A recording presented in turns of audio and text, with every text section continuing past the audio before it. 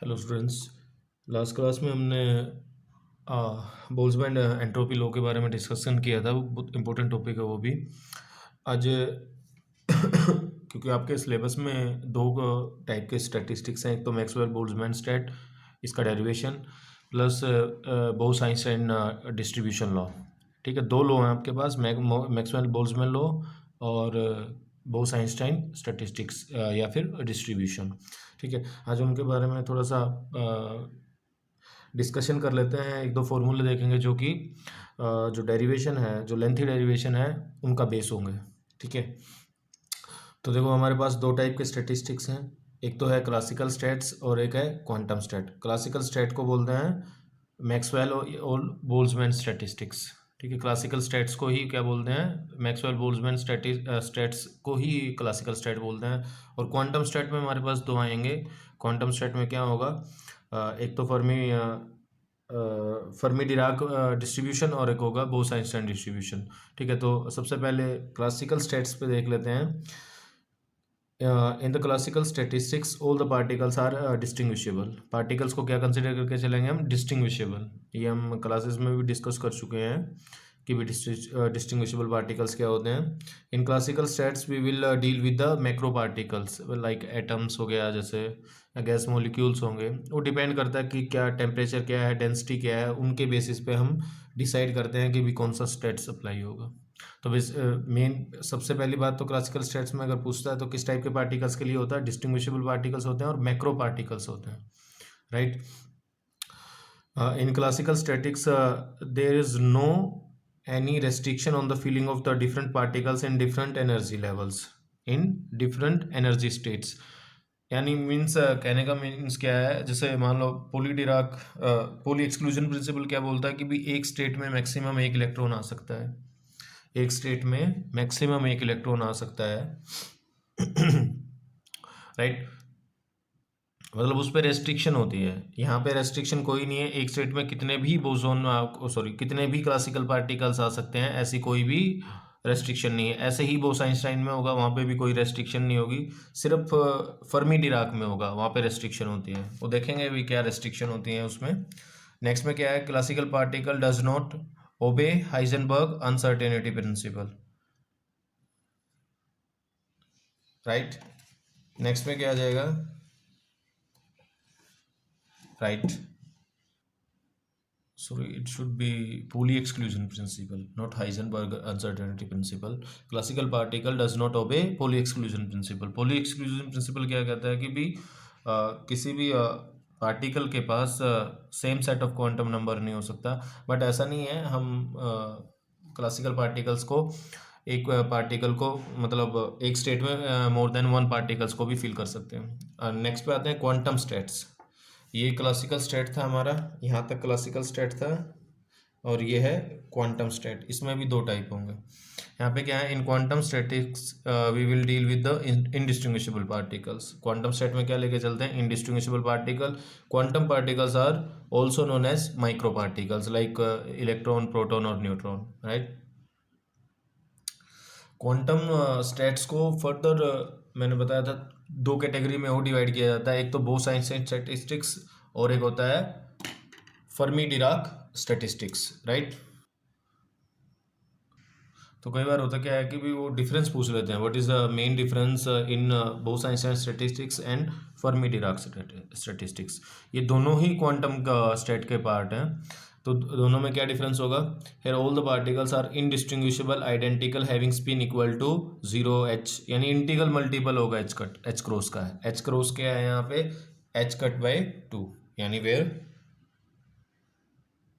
H cross equal to h by 2, या H cut भी बोलते हैं इसको, एच बाई 2। एच क्या है यहाँ पे, प्लैंक्स कांस्टेंट, राइट। और इसके कोरस्पॉन्डिंग इसमें क्या हो जाएगा, द पार्टिकल्स आर इनडिस्टिंग्विशेबल, अभी स्टिल यहाँ पे भी इनडिस्टिंग्विशेबल है, आइडेंटिकल है, having half integral spin, half integral spin होगी। The particle which obey this states are called bosons, इसको बोसोन्स बोलते हैं। और the particle which obey this states are called fermions, इसको फर्मियोन्स बोलते हैं। जो फर्मी डिराक को ओबे करेगा उसको फर्मियोन, और जिसको जो बोस-आइंस्टाइन को ओबे करेगा उसको बोसोन। एग्जाम्पल क्या हो जाएंगे, जैसे फोटोन, उसकी स्पिन कितनी है, 0। जैसे हीलियम एटम, ये भी डिस्कस करेंगे कि हीलियम या इस टाइप के न्यूक्लियस को बोसोन क्यों बोलते हैं, जिनकी इंटीग्रल स्पिन आएगी। इसकी स्पिन कैसी आ रही होगी, इंटीग्रल। ये 8O16 है ऑक्सीजन न्यूक्लियस। एग्जाम्पल इसमें क्या हो जाएगा, electron, proton, neutron and fermions, because the spin is 1/2, right. So next पे क्या आ जाएगा, for bosons there is no any restriction on the distinguishable particle in a given in the distribution, right? It is not distinguishable, it is distribution. So for boson there is no any restriction on the distribution. ये क्या होगा यहाँ पे, distribution of the particles in a given energy state. ऐसे ये इस पे restriction होगा क्योंकि ये किसको ओबे कर रहा होगा, पॉली एक्सक्लूजन प्रिंसिपल को। एक पॉइंट ये भी बना सकते हो, ये किसको ओबे करेगा, ये किसको ओबे करेगा, सॉरी, फर्मी डिराक, फर्मियंस किसको ओबे करेंगे, पॉली एक्सक्लूजन प्रिंसिपल को, ये ओबे नहीं करेंगे, राइट। तो ये मेन डिफरेंसेस थे बोस आइंस्टाइन में और फर्मी डिराक स्टेट्स में। नेक्स्ट पे आते हैं हमें, ये मेथड है, method to check a given atom और ए न्यूक्लियस इस फर्मियन और बोसोन। ठीक है, क्या मेथड होगा, सबसे पहली बात तो क्या है कि भी उसमें स्पिन चेक कर लेंगे। अगर वो स्पिन इंटीग्रल मल्टीपल आ रही होगी तो बोसोन है, अगर हाफ इंटीग्रल मल्टीपल आ रही होगी यानी 3/2, 1/2 या 5/2 ऐसे आ रही होगी तो क्या हो जाएगा, वो क्या होगा, फर्मियन होगा। और इंटीग्रल मल्टीपल आ रही होगी तो बोसोन होगा। जैसे सपोज मैंने ये कंसिडर किया है, यहाँ पे मैं इसको एटम लेके चल रहा हूँ, राइट, एटम लेके चल रहा हूँ, ये हाइड्रोजन एटम है, ध्यान रखना। तो इसमें इलेक्ट्रॉन कितना है, 1 इलेक्ट्रॉन है, प्रोटॉन 1 है और न्यूट्रॉन 1 - 1 0।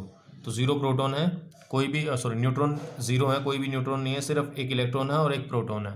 तो दोनों की स्पिन क्या होगी, स्पिन ऑफ h/2 कितनी हो जाएगी, 1/2, 1/2, ये कितनी आ रही है, ये 1 आएगी। या फिर क्योंकि देखो जो दो पार्टिकल की स्पिन क्या होगी, s/2 - s/2 2 s1 + s/2, तो कितनी होगी, इसकी इंटीग्रल स्पिन आ रही होगी।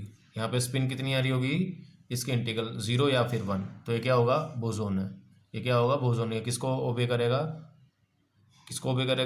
बोस आइंस्टाइन स्टेट्स को, राइट। ऐसे ही हीलियम एटम है ये, राइट। सो 2 प्रोटॉन होंगे इसमें, 2 प्रोटॉन और 2 ही इलेक्ट्रॉन होंगे, और न्यूट्रॉन कितने हो जाएंगे, 4 - 2, तो कितना हो जाएगा, 2। तो जब ये भी क्या आ रहे हैं, इवन नंबर आ रहे हैं, तो इवन आ रहे हैं तो इंटीग्रल स्पिन आएगी, तो ये भी क्या है, एक बोसोन है। ये भी क्या है, बोसोन। और यहाँ पे भी ये क्या आया था, बोसोन, राइट। अच्छा देखो, प्रोटॉन, इलेक्ट्रॉन और न्यूट्रॉन की स्पिन कितनी लेके चलते हैं हम, हाफ। तो ये बोसोन, प्रोटॉन और जो न्यूट्रॉन है वो सारे के सारे क्या होते हैं फर्मियंस होते हैं।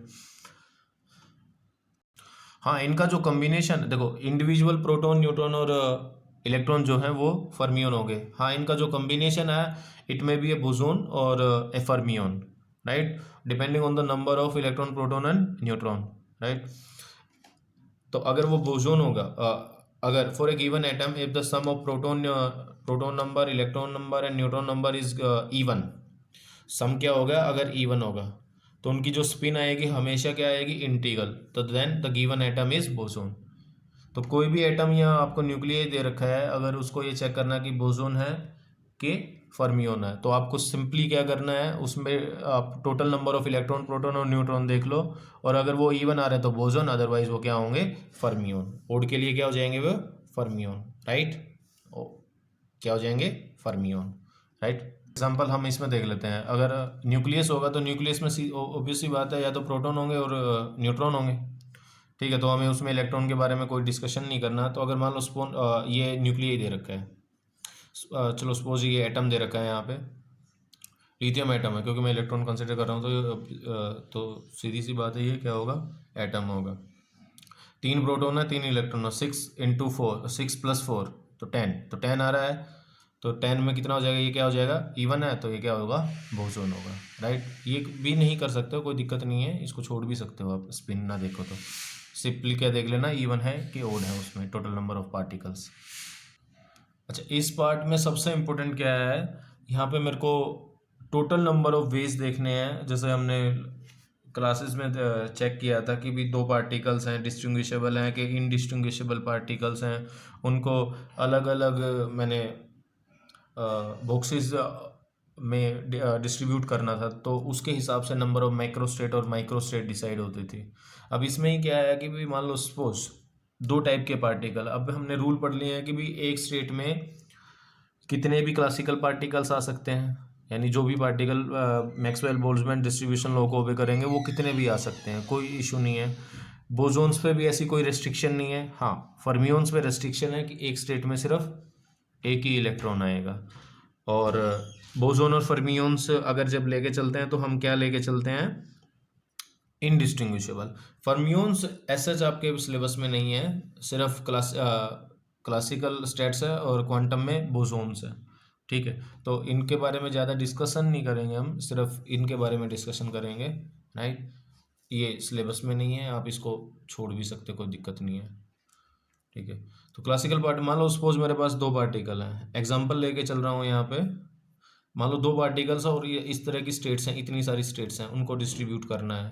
मान लो सपोज ये कोई क्लासिकल पार्टिकल है, दो पार्टिकल है मेरे पास।